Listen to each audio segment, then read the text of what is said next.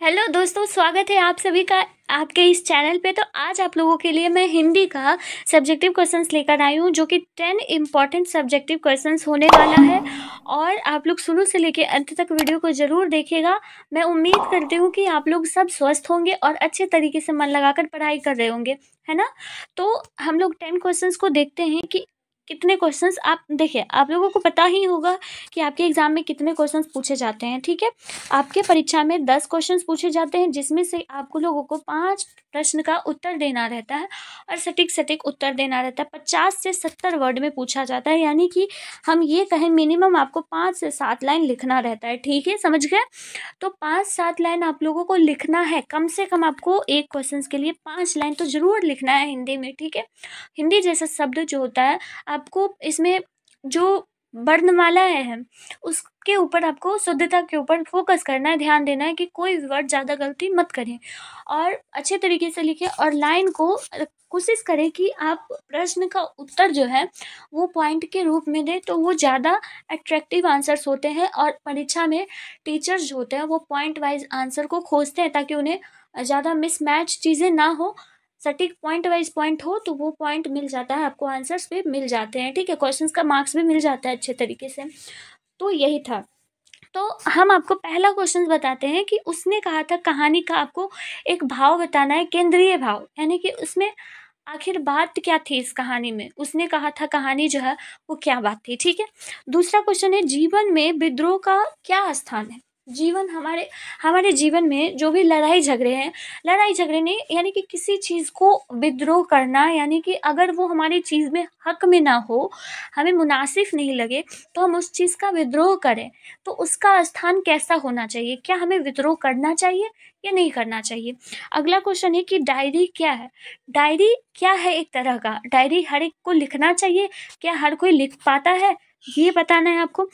कहती है तुम राजा हो, मेरे मुल्क को बाने बाने आए हो, बजीरा के इस कथन में किसकी ओर संकेत है। ये जो लाइन दी गई है यहाँ पे, इस लाइन में बजीरा सिंह किसको कह रहा है ये पूछा गया है, ठीक है। बुद्ध ने आनंद से क्या कहा था, ये पूछा गया प्रश्न में। चौर और मन जो है वो किसे कहते हैं। पुत्र के लिए माँ क्या क्या करती है, ये बताना, ये प्रश्न तो आसान है। दानव दुरात्मा से क्या अभिप्राय है, ये बताना है। उसके बाद फिर है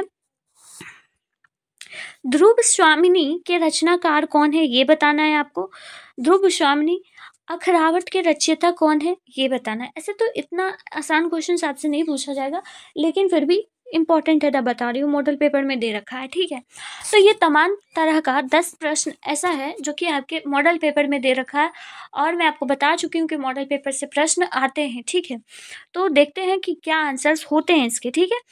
मैं आपको कहूँगी कि आप अपने एग्जामिनेशंस में आंसर अपने लैंग्वेज में दीजिएगा, ठीक है। इन सभी चीज़ों को रटने की कोशिश कीजिएगा, तो और भी जो भी याद समझे हुए चीज़ है वो भूल जाओगे। लेकिन पता है आपको, अगर अपनी लैंग्वेज में दोगे तो वो ज़्यादा अच्छा रहेगा। टीचर प्रभावित होते हैं अपने लैंग्वेज से, ठीक है। लेकिन अभी समझने के लिए, आप चीज़ों को कलेक्ट करने के लिए क्वेश्चंस का आंसर्स टीचर से समझ सकते हो, आप अपनी किताबों से हेल्प ले सकते हो, ताकि आप अच्छे तरीके से कंटेंट बना पाओ, अपने एग्ज़ाम में लिख पाओ, ठीक है। क्योंकि वो 3 घंटे का पेपर डिसाइड करेगा कि आपके अंदर कितना जानकारी है, ठीक है। आपके अंदर कितनी क्षमता है, कितनी नॉलेज है, कि आप कितना % तक बना सकते हो अपने पेपर में, ठीक है। तो हम इस क्वेश्चन का आंसर समझते हैं कि उसने कहा था कहानी का केंद्रीय भाव क्या है, अपनी भाषा में वर्णन करना है, ठीक है। तो हम सब जानते हैं कि उसने कहा था कहानी जो है वो प्रथम विश्व युद्ध से पृष्ठभूमि में लिखी गई कहानी है। ये प्रथम विश्व युद्ध की लिखी गई कहानी है, उसने कहा था, ठीक है। अब बोला जाता है गुलेरी जी कौन है, चंद्रधर शर्मा गुलेरी जी, उसने कहा था कहानी के लेखक हैं, ठीक है। गुलेरी जी ने लहना सिंह और सूबेदारनी के माध्यम से मानवीय संबंधों का नया रूप प्रस्तुत किया है। मानव के किस तरह से संबंध होते हैं, किस तरह से वो चीज़ों को मैनेज करता है, अपने धर्म को, अपने कर्म को, उन सब चीज़ों को, तो लहना सिंह और सूबेदारनी के माध्यम से गुलेरी जी ने हमें इस पाठ में समझाया है। क्या समझाया है, किस मानव के रूप नए नए रूप को समझाया। ठीक है, लहना सिंह सूबेदारनी के अपने प्रति विश्वास से अभिभूत होता है। लहना सिंह जो है वो बहुत ज़्यादा विश्वास करता है सूबेदारनी पर, बहुत ज़्यादा। ठीक है, क्योंकि उस विश्वास की नींव में बचपन के संबंध है, क्योंकि बचपन में जब वो दोनों एक दूसरे से मिला करते थे तो अमृतसर की वो गली में वो मिले थे, है ना, अमृतसर की वो सड़कों पर मिले थे जिसमें कि लहना सिंह ने सूबेदारनी को बचाया था। तो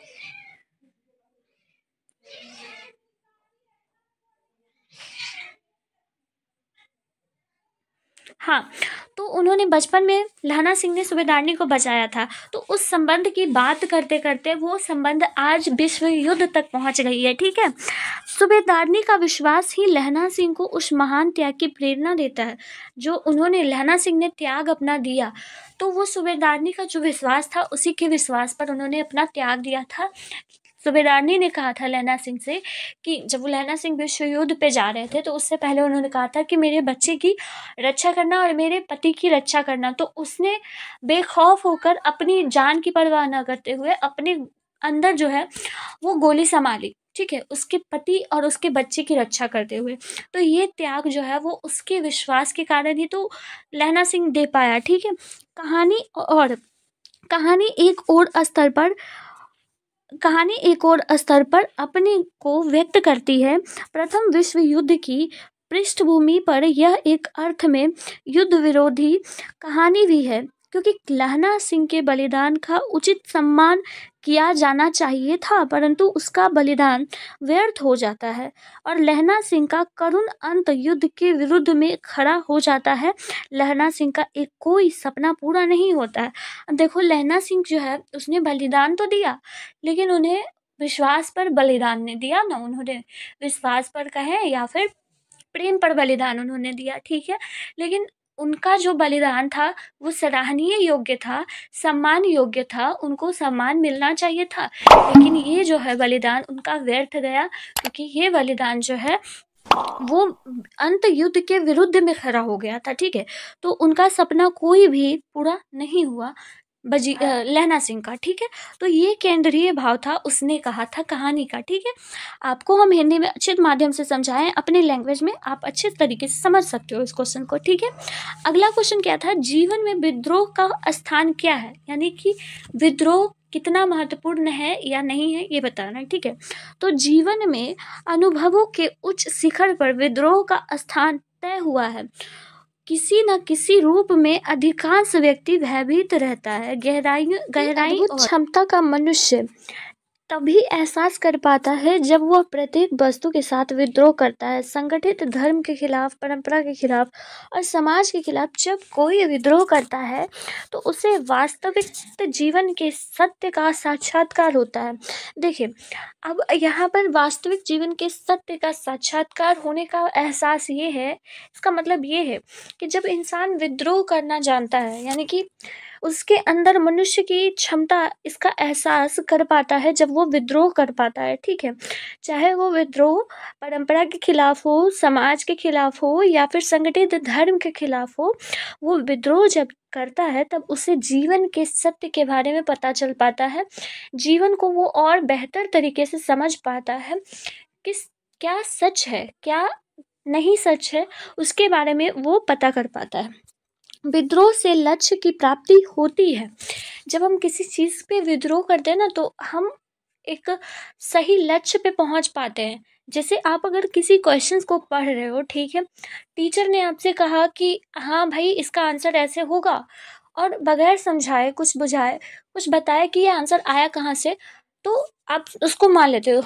उनमें क्लास में बैठे 10 बच्चों में 8 बच्चे मान लेते हैं कि हाँ यही आंसर होगा, लेकिन कोई 2 बच्चा ऐसा ज़रूर होता है जिसके मन में एक संकोच आता है और वो टीचर से ज़रूर पूछता है कि हाँ इसका आंसर ऐसे कैसे हो गया, ये क्यों नहीं हुआ, यही क्यों हो गया। तो ये हुआ विद्रोह। ठीक है, चाहे आप पढ़ाई के खिलाफ विद्रोह करो, जब आप बड़े हो जाओगे तो समाज के खिलाफ विद्रोह करोगे, परंपरा, धर्म, क्वेश्चनिंग इज मोस्ट इम्पॉर्टेंट, और क्वेश्चनिंग ही तो विद्रोह है। ठीक है, तो जब हम विद्रोह करते हैं तो हमें किसी चीज़ का ज्ञात होता है, हम अपने लक्ष्य की ओर बढ़ते चलते हैं। ठीक है, समस्याओं का निराकरण होता है, समस्याएं जो भी हैं उसका शुद्धता, उसका सही रास्ता हमें पता चलता है, ठीक है। अतः जीवन में विद्रोह का होना एक महत्वपूर्ण स्थान माना गया है, ठीक है। महत्वपूर्ण स्थान है कि जीवन में विद्रोह करते रहना चाहिए इंसान को, ठीक है, लेकिन सही दिशा में, सही तरीके से, ठीक है। तो विद्रोह का होना जीवन में बहुत ज़रूरी है, ठीक है। ये क्वेश्चन समझ गए आप लोग। अगला क्वेश्चन आता है डायरी। डायरी क्या है, ठीक है। तो देखिए डायरी क्या है, इसका आंसर ये है कि डायरी हिंदी साहित्य का एक विधा है, ठीक है। ये एक विधा है। इसमें व्यक्ति अपने मन की बातों को कागज़ पर उतारता है। जो भी हम जिस चीज़ को महसूस करते हैं, जो हम किसी से कह नहीं सकते हैं इस संकोच के लिए कि सामने वाला क्या कहेगा हमसे, और वो गलत कहेगा या सही कहेगा ये तो नहीं पता, उस संकोच से, उस डर के कारण से हम डायरी में अपने हर एक मन के बात को लिखते हैं, हर वाक्य को किताबों में पेज में उतारते हैं उसको, ठीक है। वस्तुतः डायरी मन का एक कूड़ा है, ठीक है। ये कहते हैं ना, मन का एक डस्टबिन टाइप का है कि जो भी हमारे मन के अंदर मवाद है, गुस्सा है, अच्छा है, बुरा है, जो भी चल रहा है हमारे दिमाग में, वो हम अपना उस कागज़ पे पूरा लिख दिए हैं। बाकी याद रहेगा मुझे वो कि हाँ हमने क्या लिखा है और क्या नहीं लिखा है। वो एक पुरानी यादों की तरह डायरी हमें दिखाता है हमारा पास्ट, ठीक है। और पता है आप सबको, डायरी लिखना हर किसी के बस की बात नहीं है। डायरी हर कोई नहीं लिख सकता, ठीक है। डायरी में अपना अच्छाई और अपना बुराई दोनों लिखना होता है, ना कि सिर्फ आप अपने अच्छे चीज़ों को डायरी में लिखोगे तो वो डायरी नहीं कहलाता है, ठीक है। आप अच्छा सिर्फ लिख रहे हो और अपने बारे में बुराई कुछ नहीं लिख रहे हो तो वो डायरी नहीं है, ठीक है। डायरी हर किसी के लिखने की बस की बात नहीं है। तो डायरी एक विधा है जिसमें मानव अपना मन को, अपनी बातों को उस पेज में, उस पन्ने में लिखता है और यादें बनाती है, और ये एक मन का कूड़ा है, ठीक है। अगला 4 नंबर क्वेश्चन क्या था कि एक लाइन दी गई थी, कहती है तुम राजा हो, मेरे मुल्क के बाने हो, आए हो बजीरा के। इस कथन में किसकी ओर संकेत की जा रही थी। देखिए यह युक्ति जो है संभवतः महिला की थी। जब बजीरा सिंह और उसके अन्य साथी उसके बंगले के बगीचे में जाते हैं तो वह महिला इन लोगों को फल, दूध तथा अन्य भोज्य पदार्थ बहुत प्रसन्न होकर देती है। इन पदार्थों का वह उनसे पैसे नहीं लेते हैं। उसे इस बात की खुशी है कि ये सैनिक इसके देश की जर्मन आक्रमणकारियों से रक्षा के लिए आए हैं, इसलिए वह इन सैनिकों को अपना रक्षक मानकर इनका खूब आदर सत्कार करती है। इस लाइन का मतलब यही था कि कहती है तुम राजा हो, मेरे मुल्क को बाने आए हो, यानी कि बाने का मतलब कि बनाने के लिए आए हो, सुरक्षा करने के लिए आए हो, ठीक है। तुम इस मुल्क के राजा हो, इसलिए मैं तुम्हें फल, दूध, ये सब आदि चीज़, भोज्य पदार्थ चीज़ मैं तुम्हें खिला रही हूँ, ठीक है। और इस बात की मुझे खुशी है कि तुम जर्मनी में आकर आक्रमणकारियों से मेरी रक्षा कर रहे हो, ठीक है। तो ये उसका अर्थ यही होता है, समझ गए आप लोग। और इसका बजीरा सिंह का इस कथन से कहने का किसकी तरफ वो कह रहे थे, तो वो इस कथन को महिला के तरफ से कह रहे थे, महिला के लिए कह रहे थे, महिला, ठीक है, महिला। संभवतः फ्रांस की एक महिला थी, ठीक है, समझ गए। तो इसका करेक्ट उत्तर यही होगा। अगला 5 नंबर क्वेश्चन था कि बुद्ध ने आनंद से क्या कहा था। बुद्ध ने आनंद से क्या कहा था। बुद्ध निवृत्त मार्गी थे, ठीक है। उन्हें घर बार, राजपाट, पत्नी, पुत्र को छोड़कर मुक्ति प्राप्त हेतु संन्यास धारण कर लिया था उन्होंने, बुद्ध जी ने, ठीक है। हर चीज को त्याग करके वो एक संत बन गए थे, सन्यासी बन गए थे, ठीक है। उनके अनुसार गृहस्थ जीवन मुक्ति मार्ग में बाधक है। मतलब कि एक आदमी जब बंधन में बन जाता है ना, गृहस्थी में बन जाता है, उनके अनुसार, बुद्ध जी के अनुसार, तो वो मुक्ति मार्ग से बाधक हो जाता है, यानी कि रुकावट हो जाती है। उन्हें मुक्ति नहीं मिल पाती है, मोक्ष नहीं मिल पाती है। अनिच्छा से उन्होंने नारियों को भिक्षुणी बनाने की अनुमति दी थी। मतलब कि उनकी इच्छा नहीं थी, लेकिन फिर भी नारियों को उन्होंने भिक्षुणी बनाने के लिए अनुमति दी थी, यानी कि मांगने वाली भिक्षुणी वही होती है। एक दिन बुद्ध से थोड़ा पश्चाताप के साथ आयुष्मान आनंद से कहा कि आनंद, मैंने जो धर्म चलाया था वो 5 सहस्र वर्ष तक चलाने वाला था, ठीक है, 5 सहस्र, तथा किंतु वह केवल 500 वर्ष ही चलेगा, क्योंकि नारियों को मैंने भिक्षुणी होने का अधिकार दे दिया था। तो बुद्ध ने आनंद से यही बात कहा था, ठीक है, कि वो 5 सहस्र वर्ष तक उन्होंने ये कहा था कि नारियां जो है वो भिक्षुणी बनकर रहेगी, और लेकिन ऐसा नहीं हुआ। वो सिर्फ और सिर्फ 500 वर्ष के लिए ऐसी नारियां जो है वो भिक्षुणी बनकर रहेगी, उसको अधिकार दिया गया था, ठीक है। तो ये बात आनंद से कही थी, कौन? आयुष्मान आनंद से कहा कि आनंद, ठीक है, बुद्ध जी ने कहा था। समझ गए ये क्वेश्चन? अगला क्वेश्चन हम समझते हैं कि अगला था चौड़ और मन किसे कहते हैं। तो देखिए 6 नंबर क्वेश्चन है कि चौड़, संत साहित्य में काम, क्रोध, मद, मोह और लोभ, इन 5 अवगुणों को चौड़ कहा जाता है, ठीक है। काम, क्रोध, मद, मोह और लाभ, इन 5 चीजों को चौड़ कहा जाता है, ठीक। तथा मन जो है वो अंतर आत्मा को कहा जाता है, ठीक है। मन अंतरात्मा को कहा जाता है। समझ गए? सिंपल क्वेश्चन था ये। अगला क्वेश्चन है कि पुत्र के लिए माँ क्या क्या करती है, ठीक है। माँ जो है वो पुत्र के लिए क्या क्या करती है, ये प्रश्न है। तो पुत्र के लिए माँ जो है वो निजी सुख दुख भूल जाती है, जो उनका अपना सुख दुख होता है ना, वो सब कुछ भूल जाती है माँ, और वो सिर्फ अपने पुत्र के लिए सोचती है। उसे अपनी सुख सुविधा के विषय में सोचने का अवकाश नहीं रहता है, मतलब कि वो ख्याल भी नहीं करती कि हम अपने बारे में सोचें, खुद के बारे में सोचे, वो ख्याल भी नहीं करती है। वो पहले अपने पुत्र को देखती है कि मेरे पुत्र ने खाना खाया या नहीं खाया, ठीक है। वो खुद के बारे में नहीं सोचेगी, खुद सबसे अंत में खाएगी, पहले वो अपने पुत्र को खिलाएगी। तो वो अपना सब सुख दुख हर चीज़ को भूल जाती है, वो सिर्फ और सिर्फ पुत्र की पहले पुत्र के विषय में वो पहले सोचती है। वह इसके स्वास्थ्य एवं सुरक्षा का पूरा ध्यान रखती है। बच्चा कहीं भी हो, घर से बाहर भी हो, फिर भी उसकी सुरक्षा का पूरा ख्याल रखती है माँ, ठीक है। उसका स्वास्थ्य नहीं बिगड़े इसलिए उसे हमेशा ख्याल रखती है। बेटे को ठंड ना लग जाए अथवा बीमार न पड़ जाए, वो इसके लिए वो सदैव गोद में लेकर उसका मनोरंजन करती रहती है। एक पुत्र जो होता है, पुत्र को इतना ख्याल वो करती है कि उसको ठंड लगने से पहले वो बचा कर रखती है, उसको चादर में छिपा कर रखती है कि उसको कभी भी ठंड ना लगे, ठीक है। उसे लोरी गीत सुनाकर सुलाती है, उसके लिए मंदिर में जाकर पूजा अर्चना करती है तथा मन्नतें मांगती है कि हे भगवान जी मेरे पुत्र की रक्षा करना। वो मंदिर में जाकर पूजा अर्चना सब कुछ करती है। किसके लिए करती है? वो पुत्र के लिए करती है, अपने परिवार के लिए करती है, ठीक है। और मन्नतें उनकी मांगती है कि इसका सेहत स्वस्थ रहे, उसकी रक्षा कीजिए। तो पुत्र के लिए माँ ये सब करती है, और आप अपने घरेलू जीवन में देख सकते हो कि माँ आपके लिए क्या क्या करती है।